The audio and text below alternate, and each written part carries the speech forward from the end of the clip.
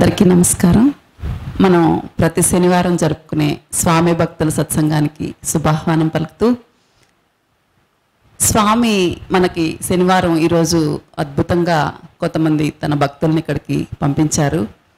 ఇటీవల పదయాత్రలో, కలువాయి పదయాత్రలో మనకి స్వామి వీరిని పరిచయం చేశారు. వీరు పాత బద్వేలు అంటే పెన్నబద్వేల్లో వీరి తల్లిదండ్రులు ఉన్నప్పుడు ఇక్కడికన్నా మీరు కొంచెం రోడ్డు పక్కన కొత్త బద్వేలు స్థలం గుర్తుపెట్టించి వీళ్ళిళ్ళకి శంకుస్థాపన చేసి అక్కడ బావికి కూడా టెంకాయ కొట్టి స్వామి బావితో వించి వీళ్ళందరినీ కొందరిని అక్కడికి చేర్చారు. వీరు ఫస్ట్ భయం అంటున్నా కూడా, లేదయ్యా ఊరు బాగా పెరగద్ది, మీరు ఇక్కడే ఉండండి, మీకు మంచి జరగద్ది అని చెప్పారు. ఆ విధంగా వీరి తల్లి 90 సంవత్సరాల పైన వృద్ధురాలు. ఆమె కూడా ఇది స్వామి పెట్టిన భిక్ష మాకు అని మనతో ఆమె పంచుకున్నారు. వీరు ఒక 5 మంది ఆడపిల్లకాయలు, ఈయన వెంకటయ్య గారు ఒక్కడే కొడుకు వాళ్ళకి. వీళ్ళందరి పెళ్ళిళ్ళ గురించి స్వామిని అడిగే వాళ్ళు వివాహాలు చేశారు. స్వామి చెప్పిన విధంగానే జరిగినాయని, ఇదంతా స్వామి భిక్షేనని వాళ్ళు చెప్తున్నారు. అట్లాగే ఒకరోజు వీళ్ళు గొర్రెలు మేపుకుంటా ఉంటే స్వామి పిలిచి, అయ్యా పెళ్లి వాళ్ళు వస్తున్నారు, ఆ సంబంధమే చెయ్యాలి మీరు అంటే, లేదు స్వామి ఇంకా మైనర్ కూడా తీరలేదు మా అమ్మాయికి, ఇప్పుడే ఏం పెళ్ళి అంటారు. లేదయ్యా వెనక భాషకు ముందుకు వచ్చింది, జరగద్దయ్యా అని స్వామి చెప్పారు. వీళ్ళు అనుకున్న సంబంధం కన్నా స్వామి చెప్పిన సంబంధమే జరిగింది. అట్లాగే ఈ వెంకటయ్య గారి అమ్మాయి అరుణ, ఆ స్వామి చెప్పిన వివాహం అయిన వీళ్ళ చెల్లెలు రవణమ్మ గారి కూతురు శాంతి అందరూ ఈరోజు ఇక్కడికి వచ్చి ఉన్నారు. వీరందరూ ఇప్పుడు స్వామితో వారికి ఉన్న అనుభవాలను మనతో పంచుకుంటున్నారు. చాలా సంతోషం. మరొక శనివారం. ఇది వికారినామ సంవత్సరంలో చైత్రమాసంలో పూర్ణిమ గడియలు గడిచిన రోజున ఆకాశంలో చందమామ భూమికి దగ్గరగా ఉన్న రోజుల్లో జరుగుతున్న పవిత్ర సత్సంగం ఇది. వసంతోదయం అయిన తర్వాత జరిగే మంచి సత్సంగాల్లో ఇదొకటి. నిజానికి మన దేశంలో ఆధ్యాత్మికత మన రక్తం కంటే, మన జీవజీవాల్లో ఒక భాగం కంటే, జన్యువుల కంటే సూక్ష్మతరమైన రీతిలో ఆధ్యాత్మికత ప్రవహిస్తూ ఉంటుంది అని కొందరు పెద్దలు అంటారు. అందుకు ఉదాహరణగా ఇప్పుడు ఈ పెద్ద ఆయన చూడవచ్చు. ఈయన పేరు వెంకటయ్య. ఈయనకి 70 సంవత్సరాలు దాటాయి. కానీ ఈయన ఒక సామాన్య రైతు. ఈయన తల్లిగారు కూడా ఇంకా జీవించి ఉన్నారు. ఆమె పేరు పాపమ్మ. ఆమెకు 90-95 ఏళ్ల వయసు. శతానికి దగ్గరగా ఉన్న వృద్ధురాలు. 100 ఏళ్ల నాడు కట్టుకున్న ఇళ్లలో వీళ్ళు అట్లాగే ఆ పల్లెల్లో అలాగే జీవనం సాగిస్తారు. ఆయన ముఖంలో కనిపిస్తున్న శాంతి తృప్తుల వల్ల ఆయన పూర్ణ ఆరోగ్యంతో ఉన్నాడు. ఒక నెల్లూరు ప్రాంతంలోనే కాదు, భారతదేశంలో ఉండే పల్లెల్లో ఉండే రైతులు ఈ విధంగా లోపల ఒక ఆధ్యాత్మిక సంస్కారం కలిగి ఉంటారు. ఉన్నదానితో తృప్తి పట్టడం, లేని దానికోసం ఎదురు చూడకపోవటం వీళ్ళ లక్షణం. ఆ క్రమంలో వీళ్ళ ఎన్నో జన్మల పూర్వపుణ్య ఫలం వల్ల వెంకయ్య స్వామి వీళ్ళకు సుపరిచితులు.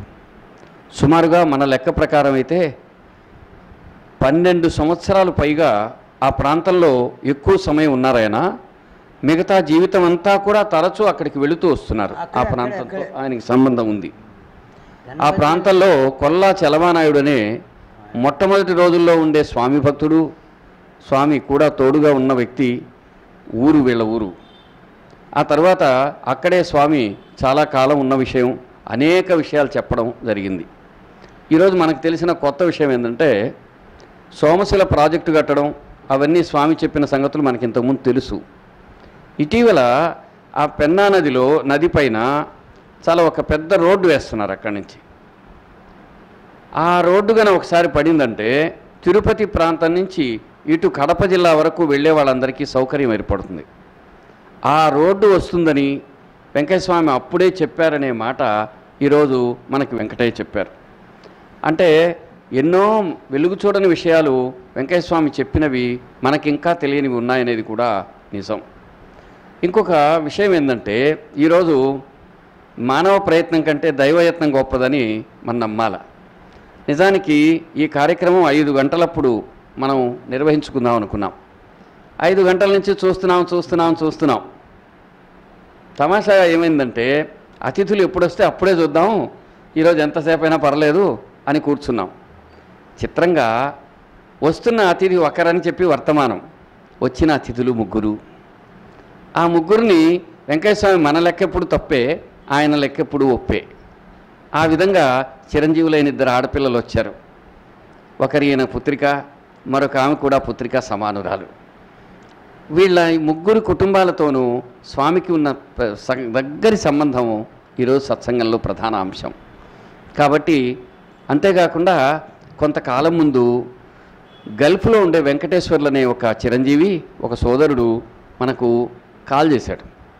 సత్సంగాలు అవి చూస్తుంటాను సార్, మా ఊళ్ళో వెంకయ్య స్వామిని చూసిన వాళ్ళు ఎంతోమంది ఉన్నారు, మా కుటుంబం అంతా కూడా స్వామి భక్తులమే అని చెబుతూ ఆయన పరిచయం చేసుకుని వీళ్ళ కుటుంబం గురించి చెప్పారు. ఆ కుటుంబం నుంచి ఇదిగో ఈయన కుమారుడే ఆ వెంకటేశ్వర్లు. ప్రపంచం నలుమూలలా వెంకయ్య స్వామి గురించి తెలుస్తున్న యజ్ఞం లాంటి ఈ స్వామి భక్తుల ఇంటి సత్సంగం అనే కార్యక్రమంలో భగవంతుడు 1000 చేతులతో సహస్ర శీర్షుడై తన కార్యక్రమం నిర్వహించుకుంటున్న అమృతోపమానమైన దీనికి ఒక మంచి ఉదాహరణ ఇది. మీరు కూడా చూడండి, దీన్ని ఆనందించండి, మీ సాటివారికి తెలియచేయండి. దానివల్ల మనం ఒక ఉన్నతమైనటువంటి సంస్కారానికి పక్క వాళ్ళని, మన సోదరులను పరిచయం చేసిన వాళ్ళం అవుతాం. కాబట్టి ఆ విధంగా ఈ సత్సంగం ధన్యమైనది, స్వామి కృపాపాత్రమైనది.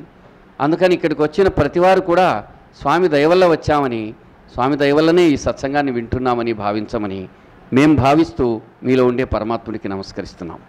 ఎం వెంకటయ్య ఆయన ఎట్టంటే పెన్నలో మునిగేది, ఏకజామున తిప్పనంద శివాలయం లింగం కట్టించారు, దాని చుట్టూ తిరిగేది, ఆ మాయన ఆడడంతో గుర్తులు పెట్టుకుంటా పోయేది. ఏం స్వామి ఎవరైనా నడితే 7 కోట్లు సృష్టి పడిగిలని చెప్పేవాడు. అట్టా చెప్తామనిండా మాకు మేము గొల్లడం, మాకు జీవాలు ఉన్నాయి. మా నాయన ఏం చేసేది, ఇప్పుడు చూసినా ఆయన కానీ ఉండేవాడు. వీళ్ళమ్మనే ఏరే కలువాయిలు ఇవ్వాలని మేము అనుకున్నాం. మైనర్ కూడా రౌణమ్మ మా నాయన పిలిచి ఆయన, అయ్యో ఇవాళ మీకు బంధువులు వస్తుండ్రు, ఈమె చాలా దూరం పోవాలా అని అన్నారు. మేము అప్పటికి అనుకోనేలా, వీళ్ళమ్మనే అనుకోలే, వీళ్ళకి ఇద్దామని మాకు తెలియదు ఏమిలా. మా నాయన మేనమామ మరదలకు ఆమె వీళ్ళ జేజీ, వీళ్ళ నాయనమ్మ మా నాయన మేనమామ మరదలు అన్నమాట. వీళ్ళు గుంటూరులో ఉండినరు. అప్పుడు గుంటూరులో ఉన్నప్పుడు ఆయన వచ్చారా, వస్తుండ్రా అని చెప్పాడు. ఎవరు రాలేదు స్వామి అని మా నాయన అంటే, ఆయన ఏమనంటే అయ్యో ఆమె ఇక్కడ కదా, ఆమె దూరంగా పోతుంది అని అన్నాడు పిలిచి. ఏం స్వామి చెప్తున్నాడు అంటే, లేదా ఆమె ఇక్కడ ఉండదు, అక్కడికి వెళ్ళిపోవాలా తప్పదు అని ఉండు. బ్రహ్మ రాసినట్టే చెప్పాడు స్వామి ఆమెనే. ఎంత మంచి మాట చెప్పావా. ఆయన మేము అసలు ఈమెను కూడా ఈమెను అన్నాం, ఈయన అన్నాం. ఏరే ఊరికి కూడా సంబంధం పోయిన వాళ్ళు, అక్కడికి ఏరే ఊరికి సంబంధం పోయినా కానీ మళ్ళీ వాళ్ళే తిరుక్కొని వచ్చేసారు. వాళ్ళ అమ్మ గుడికి ఇద్దరే, వీళ్ళ జేజీ ఉండిండు. ఏ ఊర్లో ఇచ్చారు వీళ్ళు? వీళ్ళ అమ్మే. ఏ ఊరా? ఇక్కడ గుంటూరులో ఉండినారు అప్పుడు. ఓహో, గుంటూరు వాళ్ళు అనమాట. గుంటూరు నుంచి వచ్చారు వాళ్ళు. అమ్మాయిని ఇచ్చిన తర్వాత ఆడ నుంచి వీళ్ళ జేజీ చచ్చిపోయాడు. అప్పుడు ఎవరు పిల్లకాయలు లేరు. మా అమ్మే అప్పటికి రోంత ఉడుపుగా మైనర్ తీరు ఉండింది. మా చెల్లెలు అక్కడే తీసుకొని పోయినా నేనే పోయి ఆడ ఒక 10-15 రోజులు ఉన్నామ్మా. ఉన్న తర్వాత ఆయన చచ్చిపోయాడు వీళ్ళ జేజీ. ఇంకా ఆడ వద్దని అరండాలపేటలో ఉన్నారు గుంటూరులో. ఆమె నెల్లూరుకి వచ్చేసినాం అందరం. నెల్లూరులోనే వీళ్ళు నిలబడిపోయారు. ఇంకా ఆమె మళ్ళా ఆమెకి పిల్లకాయలు 2 కూతుళ్ళు 3 కొడుకులు ఆమెకి. పెద్దోడికేమో మాకు మా చిన్న కూతుర్ని ఇచ్చేసినాం. ఇంకో కూతుర్నేమో కలువాయిలు ఇచ్చినాం. ఇంకొక ఆమె తెలసర్లు ఇచ్చిన. మా కొడుకేమో అక్కడ చేసినాం. పిలిచి చెప్పిండు ఆయన, బ్రహ్మ రాసినట్టే. బ్రహ్మం గారు ఎట్లా చెప్పారు అట్నే చెప్పాడు సార్ ఆయన. అది ఇదిగా అయితే తొలిసమ్మ ఎన్నో సేవలు చేసిండు. అబ్బా నేను అప్పుడు 5వ తరగతి దాకా చదువుకున్నానా, ఇంకంతే. మళ్ళీ ఆమె ఇంక రోణేస్వామి మేమంతా సమాసం గాడిలో నిలబడిపోయి పిల్లడు వచ్చేది ఆ బడికి. ఇప్పుడు మళ్ళీ ఆదినారాయణ అలీ కాకుండా ఈశ్వరుడు జాడాలు కట్టించాడు ఆ తిప్ప బ్రహ్మాండంగా 30-40 లక్షలు పెట్టా. మళ్ళీ ఇప్పుడు ఆత్మ దోసనమ్మలో రాములూరు జాడం కట్టించింది. ఆ చెప్పింది దొరసానమ్మ. మళ్ళీ ఒక ఆమె చిలక మరి ఆమె జంగమనాయుడు భార్య అని ఆయన చచ్చిపోయాడు. అంకాళమ్మ దేవాలయం గుడి చుట్టూ పారి కూడా అవన్నీ మేము బోట్లు బోట్లు పైన దానికి తారు రోడ్డు కూడా పడింది సార్. అన్ని ఆయనే పిల్ల నమ్ముకుంటాడు అంతే, ఇంకేమి లే. ఆయన స్వప్నంలో అన్ని పిల్లలు నమ్ముతా. ఒక ఆయన డాక్టర్ రోనారెడ్డి ఏమయ్యా ఆయన ఆర్ఎంబి ఇంజనీరు. అయ్యో ఏమయ్యా నువ్వు బద్దీల మాట చెప్పలేదే ఏందని రోజు గీరేదంట. ఆమె ఇసుకులాడుకుంటూ వచ్చాడు వాళ్ళ ఇంటికి, సెలవానాయుడు ఇంటికి. అప్పటికి సెలవానాయుడు భార్య ఇద్దరు చచ్చిపోయారు. ఈయనకు జబ్బు వచ్చేసింది. ఆయన రానని ఆడ ఇంకేం చేస్తాడు, ఇదాయకుండా ఆయన పాలన చేసేవాళ్ళు. ఆమె నేరుగా తులసమ్మ తీసుకొని వచ్చేసింది. స్వామి గురించి చెప్తున్నా, స్వామిని గురించి సార్. ఆమె ఈయన పూజారి అనుభూతి మన లోకల్లో లేడు అప్పట్లో, ఇప్పుడు ఉన్నట్టు. ఆయన వచ్చి 1.5 ఎకరా పొలం. ఈ డాబుడు రోనారెడ్డి, వరికూటి రమణారెడ్డి, ఆయన ఇంటి పేరు వరికూటి, ఆయన భార్య పేరు శాంతమ్మ.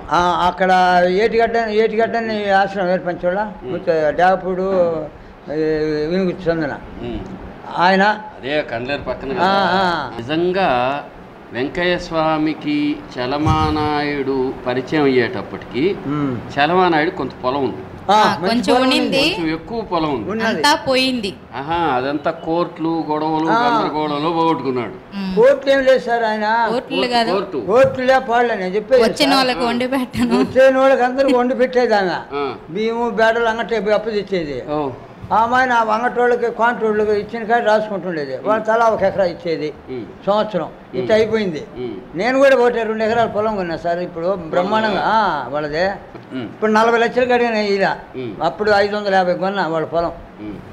మంచి మాట. నేను చెప్పేది ఆ అమ్మాయిన పోయారా, మా పిల్లకాయలు మా 5 మంది అబజేళ్ళు నాకు, నేను ఒక్కడిని. ఇప్పటికి మా అమ్మని సార్ మొన్న చూశారు కదా, నేను చూసాను. వాళ్ళు మా అమ్మ ఉంది, మా అమ్మకాడికి వచ్చి చూసిండ్రు. మాకేమో ఈ పొద్దుడికి మా పిల్లకాయలు కానీ మాకు కానీ లక్షణంగా ఉన్నాం సార్. మనం ఎక్కడున్నామంటే చలమానాయుడు వాళ్లకు మేలు చేయాలని వరికూటి రమణారెడ్డి వచ్చి 1.5 ఎకరా పొలం తీయిచ్చాడు మాగానే. ఆడన్నా పొలం మాట్లాడుకోమన్నాడా, పొలం వల్ల ఆయన నేరుగా వచ్చేసాడు ఇంటికి. ఎవరైనా నరసింహనాయుడు అని, నవలూరు నరసింహనాయుడు. ఏ ఊరు? మా బుడ్డపనాయుడు అని పాతూరే. ఒకసారి మంట వేస్తా ఉన్నారు, మంట వేస్తా నీకు కూడా తెలిసి ఉండొచ్చు. మంట వేస్తా కర్తమ్మ అవి ఇవి అందరూ తెచ్చేస్తున్నారు, మేము కూడా గిత్తలతో కట్ట కూడా తగలబెట్టారు. తగలబెట్టేవాడికి స్వామి ఈ బద్దలు కొడతారు వాళ్ళంతా వచ్చి, నువ్వేమో వేయమంటున్నావో ఇంకా వేసేయమంటున్నావా అని ఈ బుడ్డప్పనాయుడు అన్నాడు. కరెక్టే. ఇందులో ప్రతి మాట ప్రతి వాక్యం మేము అవన్నీ సేకరించుకొని దగ్గర పెట్టుకొని ఉంటాం మా మూటలో.